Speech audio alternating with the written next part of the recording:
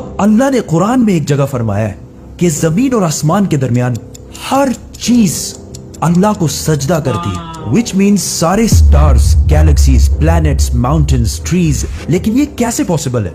सजदा तो इस तरह होता है। और कभी स्टार्स और प्लैनेट्स को हमारी तरह इबादत करते हुए किसी ने देखा है? लेकिन अल्लाह ने कुरान में बार बार कहा है कि ये सारी चीजें अल्लाह की इबादत करती हैं। तो यूनिवर्स के इन सारी चीजों में कोई ना कोई बात कॉमन, एक जैसी जरूर होगी। आज से बहुत साल पहले पूरी दुनिया का ये ख्याल था कि जमीन, अर्थ ही दुनिया का सेंटर है।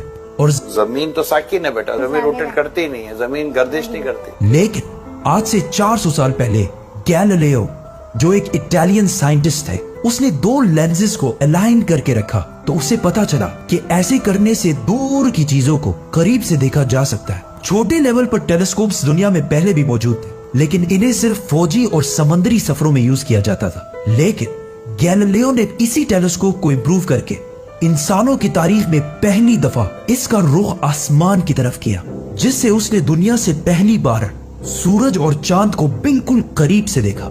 और गैलीलियो ने इन सारों की मूवमेंट को ऑब्जर्व करना शुरू किया।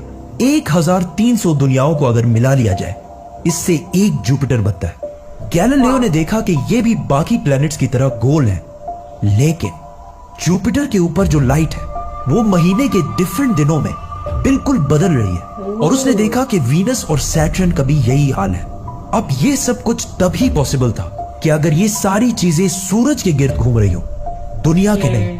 गैलीलियो ने ये बातें पूरी दुनिया को बताई कि यूनिवर्स का सेंटर दुनिया नहीं बल्कि सूरज है। लेकिन इस बात को सुनकर यूरोप के सारे चर्चेस उसके दुश्मन बन गए, क्योंकि उस जमाने के पोप का ये ख्याल था कि जमीन ही यूनिवर्स का सेंटर है। और सिर्फ पोप का नहीं, पूरी दुनिया का ये ख्याल था। जमीन तो साकिन है। जिसकी वजह से गैलीलियो को चर्च से ये सजा मिली कि वो हमेशा के लिए घर में बंद कर दिया जाएगा। लेकिन गैलीलियो ने अपना काम जारी रखा और उसकी इन रिसर्चेस को बाद में पूरी दुनिया ने माना। इवन पोप ने भी गैलीलियो के मरने के 350 साल बाद पूरी दुनिया के सामने उससे माफी मांगी और कहा कि हम गलत थे और आप सही थे।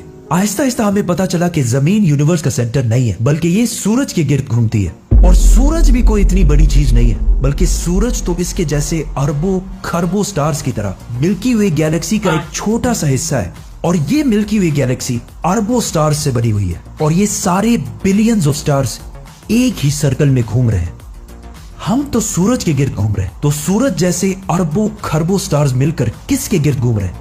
Super massive black hole. Have a supermassive black hole at their center. इस ब्लैक होल ने, जो हमारे सूरज से 40 लाख टाइम्स बड़ा है, ने पूरी गैलेक्सी को एक गोल सर्कल में रखा हुआ है। जिस तरह हमारे सूरज ने जमीन, जुपिटर, मार्स, इन सारे प्लैनेट्स को एक सर्कल में रखा हुआ है। लेकिन ये गैलेक्सी भी कोई इतनी बड़ी चीज नहीं है, बल्कि ये लाखों और गैलेक्सीज को मिलाकर एक छोटे से क्लस्टर का एक छोटा सा हिस्सा है। ये लाखों गैलेक्सीज मिलकर एक क्लस्टर बनाते हैं और ये क्लस्टर भी कोई इतनी बड़ी चीज नहीं है, बल्कि इस जैसे लाखों क्लस्टर्स मिलाकर एक सुपर क्लस्टर बनता है। और ऐसे हजारों सुपर क्लस्टर्स और भी मौजूद है। अब आपने ये नोट किया कि इन सारे स्टार्स, गैलेक्सीज, प्लैनेट्स में एक चीज कॉमन है कि इस पूरे यूनिवर्स में हर चीज किसी न किसी दूसरे ऑब्जेक्ट के गिर्द घूम रही है। और जब रसूलुल्लाह सल्लल्लाहु अलैहि वसल्लम भी आसमानों की तरफ गए तो उन्होंने बैतुल मामूर में फरिश्तों को नमाज पढ़ते हुए नहीं देखा, वो भी किसी चीज के गिर्द घूम रहे थे। लेकिन घूमने का इबादत से क्या ताल्लुक है? अल्लाह ने तो कहा है कि ये सारी चीजें इबादत करती हैं। आपको पता है अल्लाह ने ये बात किस सूरत में कही है? सूरह हज में।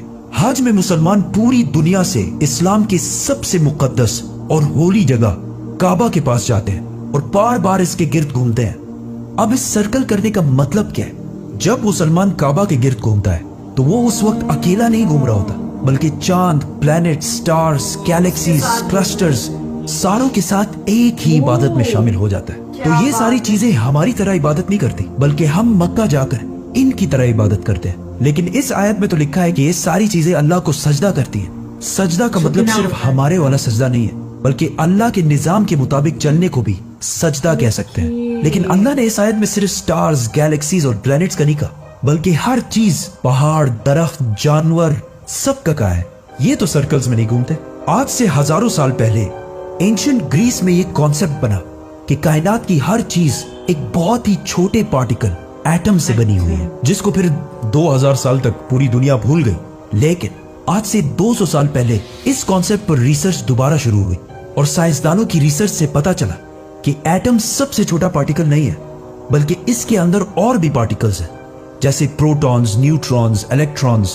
प्रोटॉन्स और न्यूट्रॉन्स हमेशा एटम के सेंटर में होते हैं और इलेक्ट्रॉन्स हमेशा इनके गिर्द घूम रहे होते हैं, ऑलमोस्ट बिल्कुल उसी तरह जिस तरह प्लैनेट सूरज के गिर्द घूमते हैं और स्टार्स ब्लैक होल के गिर्द घूमते हैं। जिसका मतलब है कि कायनात की हर चीज चाहते या ना चाहते हुए किसी ना किसी चीज का तवाफ कर रही है। और जब कोई मुसलमान काबा का तवाफ करने जाता है तो वो कायनात की हर छोटी से छोटी चीज, जैसे एटम के अंदर इलेक्ट्रॉन से लेकर कायनात के सबसे बड़े ऑब्जेक्ट्स, प्लैनेट्स, स्टार्स, गैलेक्सीज और इवन बैतुल मामूर में फरिश्तों के साथ एक ही इबादत में शामिल हो जाते हैं। हो सकता है इसीलिए इस्लाम में तवाफ करना सबसे बड़ी इबादत है। तो जब सूरह हज में अल्लाह ने फरमाया कि ये सारी चीजें मेरी इबादत करती